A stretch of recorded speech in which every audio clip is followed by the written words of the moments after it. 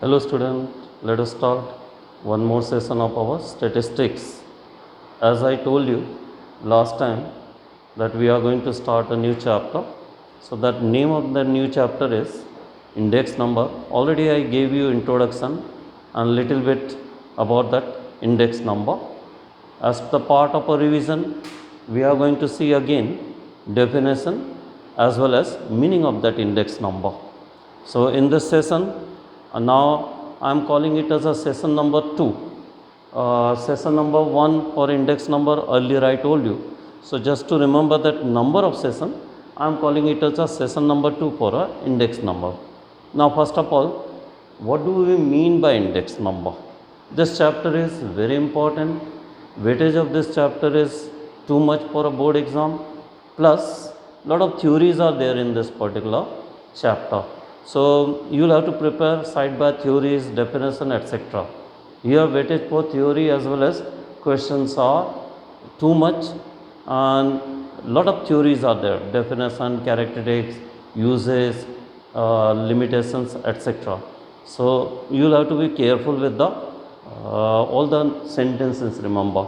So first of all, we will search the definition of index number, but what do we mean by index number? As last time I told you that nowadays it's too hot. So when we say that what is the temperature of a room? Suppose if I say 42, immediately by knowing that number, you will come to know the atmosphere of our surrounding. Similarly, index number is that number. As soon as you know that number, you will come to know about the situation of a market. It is totally a commercial topic. So if anybody related to commerce is told about the index number, simply a number, he will come to know about the market, situation of changes in the values of different items in the market. Whether the prices of items are going up, going down, that can be easily known by this index number. So today we are going to see officially definition of index number, but before calculating that index number, there are two methods of finding the two terms related to an index number. Meaning already I told you, it's a number which tells you about the situation of a market. If the number is more, so market goes up and down, vice versa. Now, there are two methods for measure of such situation of a market. Method of a absolute measure, method of a relative measure. These two methods will actually tell you how we can come to know about the changes in the variables or changes in the item in market. So first of all, what do you mean by method of absolute measure? It is a revision part. So again I am repeating this. The nice definition is given in your book. What do you mean by method of absolute measure? In 11th class we use that word absolute measure. It's a difference between the two values. Suppose you want to know the changes in any particular item, just find out the present price and the price of a previous month, previous day or previous year. Find the difference. That's why difference is written here. When you find the difference between the values of any variable or item, you will come to know about that particular situation. So it's called method of absolute measure. Another one is a method of relative measure. Again that word will tell you the meaning. When we say relative, means we are going to find the ratio. If you are finding the ratio of a current price of any item with respect to the price of that item for any other day, other year, other period, previous period, we can call it as a base period. Then their ratios will give you a relative measure. So there are two methods to find the situation of a market. But still we are searching the definition of official definition of index number. So remember, sometime 1 marks question comes because the whole chapter depends upon index number. So first of all you should know the official definition of index number. The percentage change in the value of variable associated with any item for given current period as compared to any fixed base period. Percentage change. percentage change in any item with respect to given period and any base period, their ratio, that is actually called as a index number. One more formula is given in your book. It is P1 upon P0, which is called price relative of any item.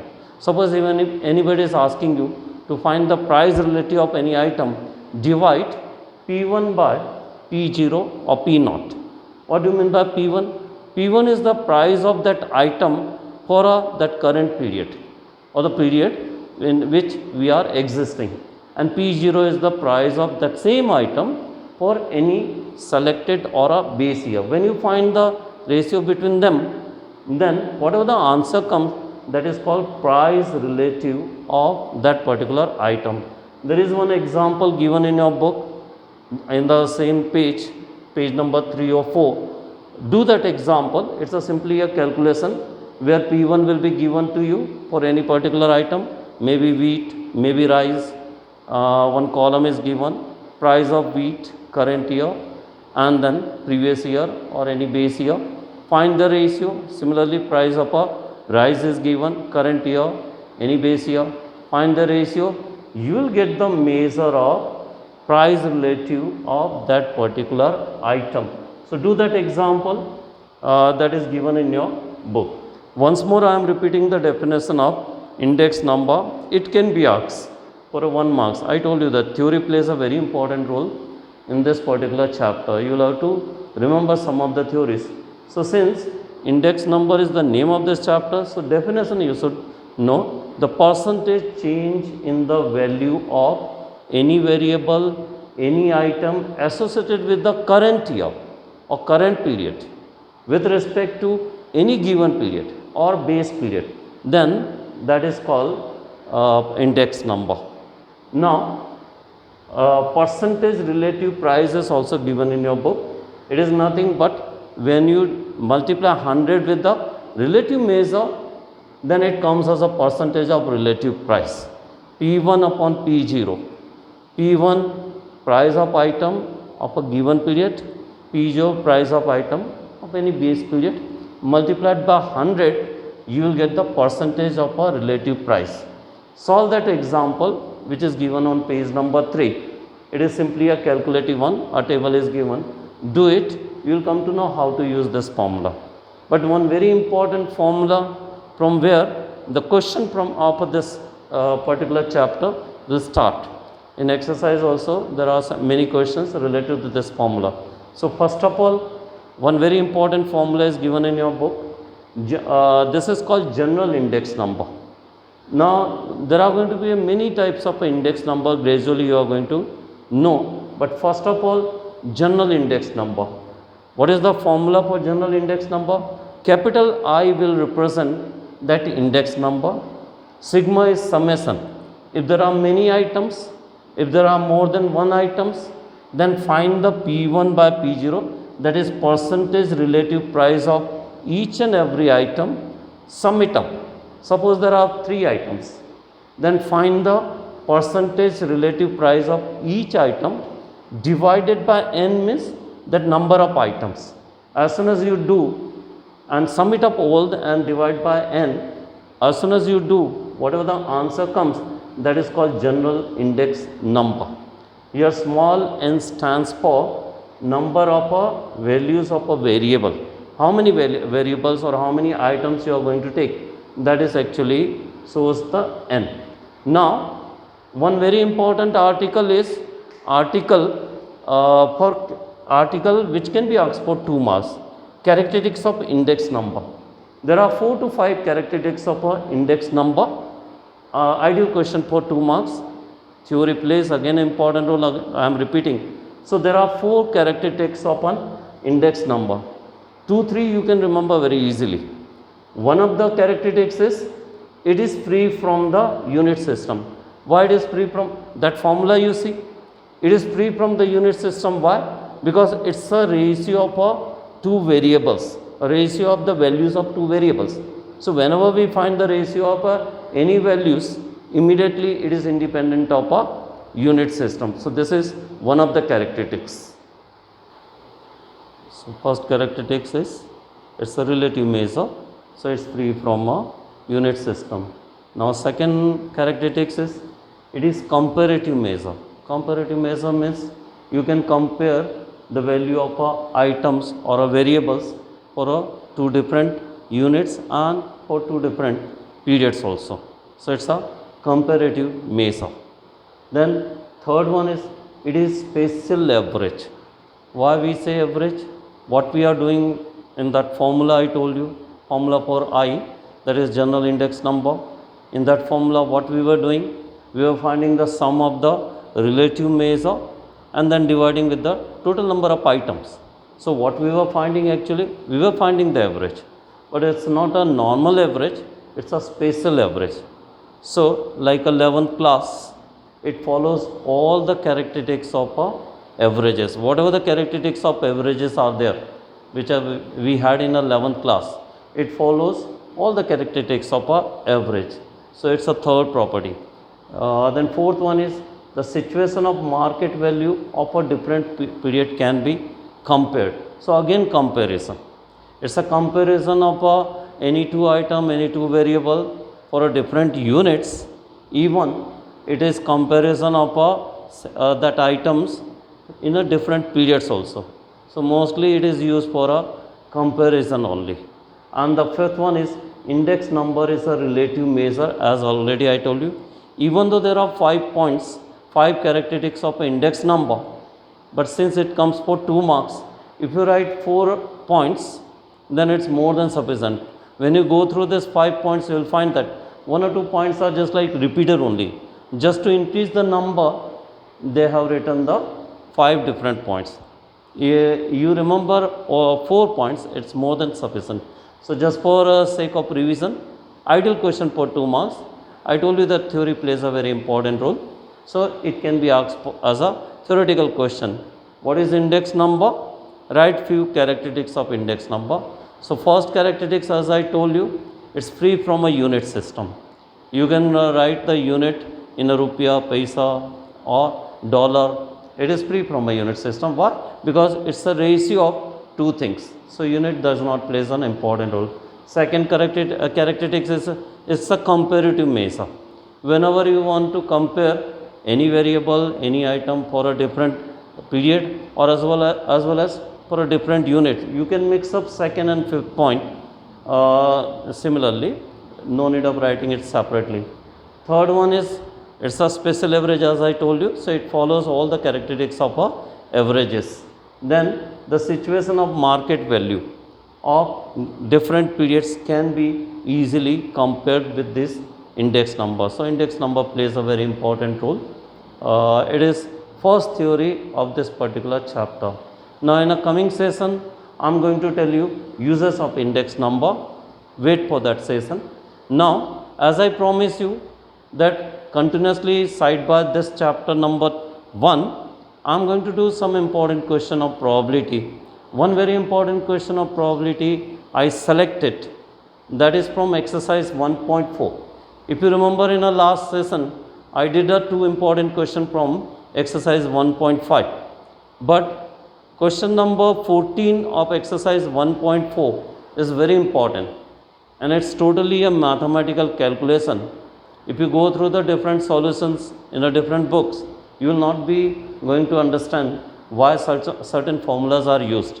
So as I thought that this is important question, so I am going to do, and in a coming session also, selecting all the important and harder questions of probability, we are going to do simultaneously. We will continue with the index number and simultaneously we will be doing the questions of probability. So question number 14, one very important question from exercise 1.4. Question, you go through it in a textbook. When you will read the question, you will not be going to understand what they are going to ask you to find, what they are asking you actually. See, so first of all, I have collected that data. In a question, it is given that there are 2 persons. So let us name that person as person A and person B. As per the data, A is any event when first person speaks true. I have written A as any event in which first person speaks truth, and its percentage is given in your books. So probability of a person of first person speaking truth is 90%. In a 90% case, he speaks the truth. So convert that percentage into a probability. So probability of A is 0.9. 0.9 is the probability when person speaks truth. Similarly, person does not speak truth. So I told you total probability is always 1. During the definition I told you. So person not speaking truth will be 1 minus 0.9. What does it mean? During 0.1 as a probability, or during the 10% time, he is not going to speak truth. So this is first data.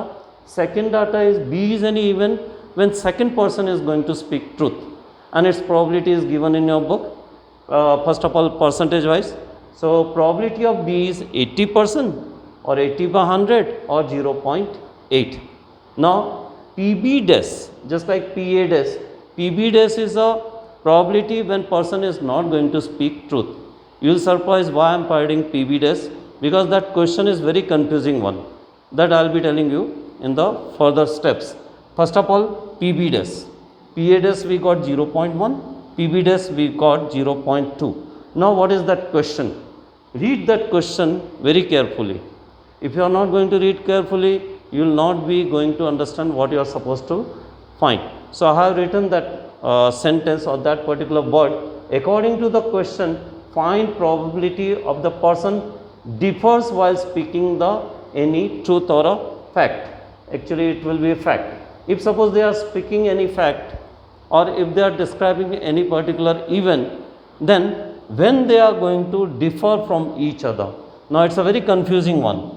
You will not understand what does this differ here plays a role.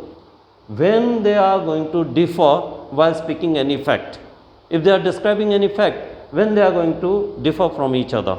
So what I did, I converted into a mathematical statement. When they are going to differ from each other, suppose A is speaking truth, B will not speak truth. Means both are going to differ from each other. Otherwise, or otherwise. See the letter I am using, union. Earlier I told you, union shows option. So A is speaking truth, B will not speak truth. Means both are going to differ from each other. Otherwise, B will speak truth, A will not speak truth. So mathematically, whatever they are asking you, that can be shown with the probability of C event, where PC means that event when both are going to differ from each other. Here union means or, and that will be replaced by plus sign. Union will be replaced by plus sign. So see how this PC changes mathematically. First of all, PC will be written like this, PA into PB dash plus PB into PA dash. Why I wrote plus sign? I told you that it's an optional one, that two events are options. So we'll use the plus sign. Either first will speak truth, then second will not speak truth. If second speaks truth, then first will not speak truth. Both will not simultaneously going to speak anything. So that's why plus sign is given. Now these two events are A speaking truth or B speaking truth or not speaking truth. These are independent events. Speaking of A or speaking of B does not depend on each other. Both are different person. So it's not given in a question, but one very important formula we are going to use. That formula is for independent event. I told you whenever two events are independent events, here it is not given that A and B are independent event, but I have given you formula when two events are independent event. Suppose A and B are independent event, then probability of A intersection B is equal to PA into PB. This formula also we are going to use. So suddenly we are using so many new things in this particular question. So question number 14 is very important. You will have to read that question very carefully. Now using this formula, probability of A intersection B is equal to PA into PB. If A and B are independent event, then A and B dash are also independent event. So probability of A intersection B dash can be written as PA into PB dash. Probability of B intersection A dash can be written as PB into PA dash. A and B are independent event, then A dash and B dash are also independent event. That's why I am replacing this 2 by this formula. Now put this value in PC which I wrote it here. So PC is equal to PA into PB dash plus for a union PB into PA dash. Then all the values are in our list. Put simultaneously all the values. Put the value of PA 0.9, PB dash 0.2, then PA dash 0.1 and PB 0.8, then 0.18 plus 0.08, you will get 0.26. This question is very important and slightly harder for you. It's a mathematical type of question, then I have solved it. In a coming session also, I am going to select some important question from exercise 1.3 and 1.4. Okay, for today it's over. Thank you.